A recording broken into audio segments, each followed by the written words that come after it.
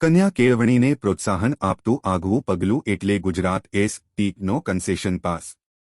Veraval ST depot દ્વારા છેલ્લા એક વર્ષમાં 2287 વિદ્યાર્થીઓને પાસ આપી શાળા કોલેજમાં જવાનું સરળ બનાવ્યું. વિદ્યાર્થીઓને પાસમાં 82.5%ની રાહત આપવામાં આવે છે. ગામડાઓની કન્યાઓને મફત પાસની સુવિધા. કન્યા કેળવણીને પ્રોત્સાહન મળે તે માટે રાજ્ય સરકારે અનેકવિધ પગલાઓ ઉઠાવ્યા છે.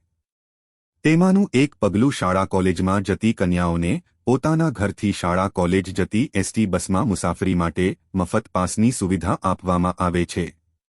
આનાથી શાળા કોલેજમાં જતી કન્યાઓના માતા પિતાને પરિવહનના ખર્ચમાંથી મુક્તિ મળે છે. આ જ રીતે શાળા કોલેજમાં જતા વિદ્યાર્થીઓને પણ એસટી પાસમાં 82.5%ની રાહત આપવામાં આવે છે. રાજ્ય સરકારના આવા પગલાંને કારણે શાળા અને કોલેજોમાં ડ્રોપઆઉટનો રેશિયો મોટા પાયા પર ઘટાડી શકાયો છે. રાહત દર પાસ યોજનાનો લાભ લઈને ગામડાઓમાંથી શહેર સુધી વિદ્યાર્થીઓ અભ્યાસ માટે આવી શકે છે. એસટી ડેપો દ્વારા છેલ્લા એક વર્ષમાં 503 દીકરીઓને મફત પાસ કાઢી આપવામાં આવ્યા છે, જેની રકમ 32,53,311 રૂપિયા થાય છે.